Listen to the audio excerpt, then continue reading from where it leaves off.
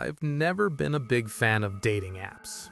I always thought real connections happen naturally.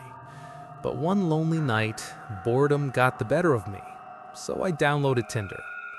At first, it was just like I expected. Fake profiles, strange bios, conversations that vanished before they even began. Nothing special, nothing scary. Until she appeared. Her name was Maya. No filters, no cheesy quotes, just a normal photo, standing outside at sunset, smiling faintly. It was simple, and that's what made me swipe right. She messaged first, "Hey, you seem different from everyone else here." I froze, not because it was flirty, but because it sounded like she had studied me before even writing. The conversation started flowing effortlessly. Music taste, humor, sleep schedules, even small quirks. It felt aligned. But something was off. She never sent voice notes, never called. Every time I suggested it, she brushed it off. "Maybe I'll ruin the mystery," she said. I ignored it. After all, people online are weird. After a week of nightly texts, she asked to meet. I expected something casual, a cafe or park. She said, "I know a quiet place you'll like, not crowded." And that should have been my first red flag. The pin she sent was on the outskirts of the city. Dim streets, scattered houses, empty sidewalks. I told myself I was overthinking. When I arrived, the streetlights were flickering. Most of the houses looked abandoned. I texted, "I'm here." Her reply came instantly. "I see you." A chill ran down my spine. I looked around. No one. Then my passenger door opened. She got in. No warning, no smile, just her eyes on me. "You're taller than I thought," she said.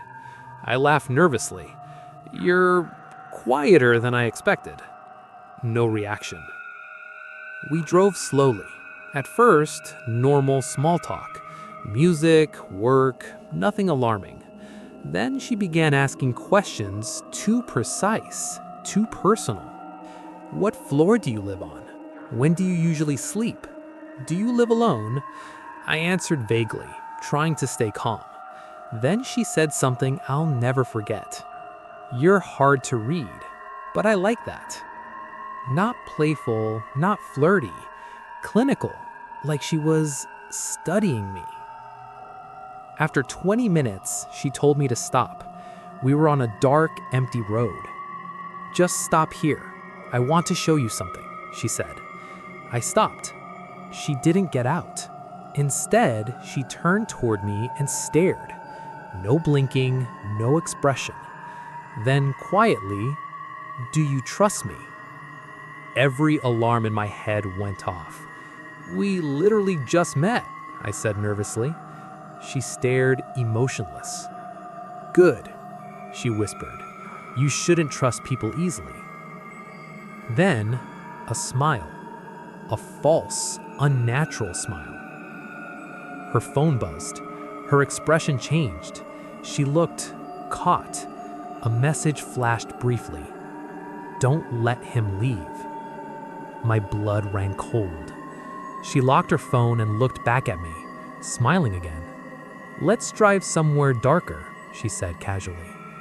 I snapped back to reality. I should head back, work early. Her smile vanished, instantly. The way she looked at me, disappointed, like I ruined something. The drive back was silent. No music, no conversation, just tension. At the drop-off point, she opened the door before the car fully stopped, leaned down and whispered, "If we matched again, don't swipe right." Then she walked away. I blocked her immediately, deleted the app, swore never to use it again. But the story didn't end there. A week later, I got a follow on Instagram from someone claiming to be her. Her messages were casual, normal, soft. Voice notes, a little shy, background TV noise, convincing. We started talking again, and I let myself trust. Until the night she said she'd visit my city. She sent a location pin, a park 10 minutes from my apartment. Then the messages got strange. Can we meet somewhere private? I get nervous in public. I suggested a cafe. She insisted. Then a photo. My apartment, taken from across the street. My heart stopped. Another message. I'm already here. I didn't move. I turned off lights, half hidden behind the blinds. A shadow stood in front of my window, phone in hand, watching. I called her once, declined. Unknown number called me immediately. I answered, heavy breathing. Then a voice, not hers, deep, rough. You shouldn't lie about where you live. I hung up. The shadow vanished. The messages stayed. I called the police. By the time they arrived, nothing. No one, no cars, nothing. For the next week, sleep became impossible. Every notification, my heart raced. Every car door, I jumped. I never used Tinder again. And that's when I realized, sometimes the most dangerous people aren't the ones you meet online. They're the ones watching, learning your routine, waiting for the right moment. If someone seems too perfect online, don't ignore that feeling. Sometimes your gut notices danger before your brain can even understand it.